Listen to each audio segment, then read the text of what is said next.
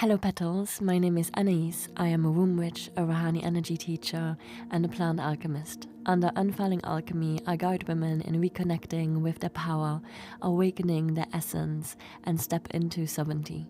In these episodes, I am going to approach topics around womb mysteries, energy healing, and cyclic living. Hello petals, this episode is a little bit more of an opinion piece, so grab a cuppa and listen to my thought process. And here I want to approach this concept of what if removing the ego is absolute terrible advice for women.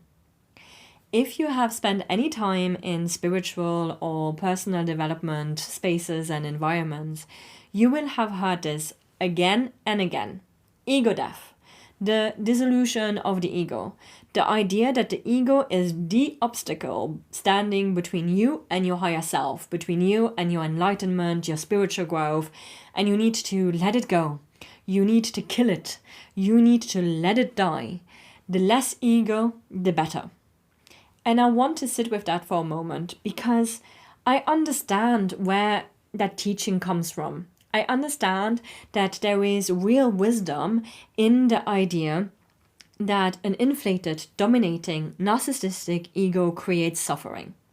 That the part of us that needs to be right, that needs to be seen as superior, that needs that constant external validation, that part can absolutely create a lot of pain for ourselves and a lot of pain for the people around us.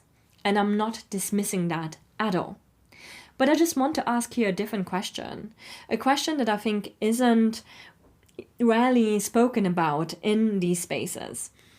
What if that advice applied to women is actually doing harm? Because here is what I noticed.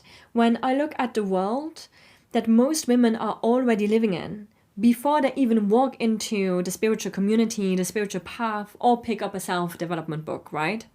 Is that women are already told to be less. You are told to be quieter, take up less space, to soften our opinions, to make others people feel comfortable, to not be too much, to not want too much, to not ask for too much. We are told to dim our light when it makes other people uncomfortable. We are told to smile more and speak less. We are told that ambition in women is unattractive, that anger in women is hysteria, that a woman who knows her worth and speaks it clearly is arrogant or difficult or at best intimidating. And so most women already arrive in adulthood having done an enormous amount of work to make themselves smaller, already undercharging for their services because somewhere deep down they do not believe that they are worth more. Already swallowing what they know, what they want to say because they have learned that their voice creates discomfort. Already shrinking in rooms where they have every right to take up space. Already apologizing for their own existence. This is the conditioning that most women are carrying with them before even any spiritual teachings come in and add on top of that. And then they walk into the spiritual space, into the self-development spaces, right? And they are taught that their ego needs to die. And my question is, whose ego are we actually talking about? Because there is a significant difference between the ego that the spiritual traditions are usually referring to and what actually lives inside the majority of women. The ego that needs to be released, the ego that is causing suffering, is the inflated ego. The ego that dominates, the ego that needs to be right at all costs, the ego that seeks superiority, the ego that is so defended and so rigid that it cannot allow anything in. That is the ego that many of those teachings were designed to address. And those teachings were largely developed by men in cultures where men were not socialized to make themselves small, in contexts where the problem was the too much self, not the too little. But for most women, the problem is actually the opposite. The issue is not that there is too much ego involved. The issue is that there is not enough healthy, grounded sense of self. And this is the distinction I really want to sit with today. Because there is a difference between the destructive ego and the healthy ego. A healthy ego is not arrogance. It is not dominance. It is not superiority. A healthy ego is simply a stable, grounded sense of self.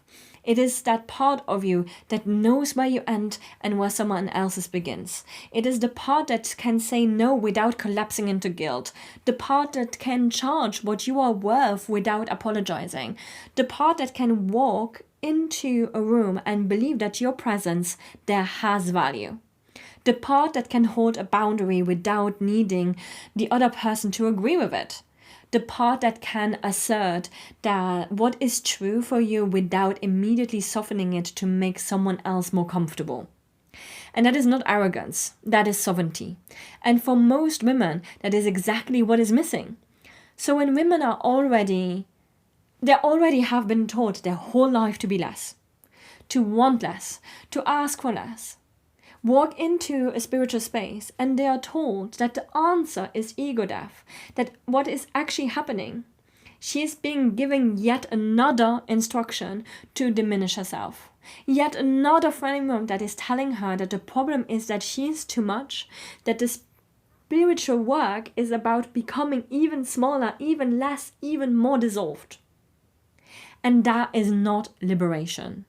That is just another form of the same old conditioning, the same old patriarchy, dressed up as spiritual language.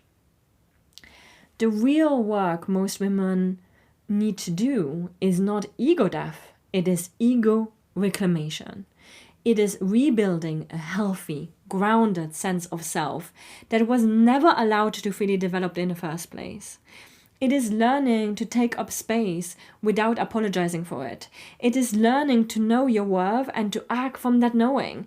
It is learning to assert what is true for you, to hold your boundaries, to charge what you deserve, to speak without immediately softening everything that you say, to believe that your presence, your voice, your work, your needs actually matter. That is the work, not dissolving the self, but finally being allowed to inhabit it. To be it. And this does not mean that ego never needs a little bit of attention or examination. Of course it does. We all have parts of our ego that are defended or distorted or operating from old wounds. That is also really real. And that work absolutely does matter. But for women, the starting point is usually not too much ego. It is the absence of healthy ego. And so the invitation is completely different. Instead of asking how I get rid of my ego, the question becomes, what kind of relationship am I in with myself? Do I have stable enough sense of self to actually stand in my own life? Do I know my worth? Can I hold my ground? Can I take space? Can I speak up? Can I be honest about what I want and about what I need? Because without those foundations, spiritual growth just becomes yet another way of disappearing. Another way of being told that the solution is to be less. And you have been told to be less for far too long already. So the invitation here is not to become arrogant or dominating or inflated. The invitation is to become more whole, to stop apologizing for your existence, to stop shrinking to fit into spaces that were never designed for the full version of you. To stop giving your power away in the name of humility. A grounded sense of self is not an obstacle to spiritual growth. And for most women, I do truly believe that this is the foundation of it. Thank you so much for listening to this episode, and I see you in the next one, my petals. Bye bye.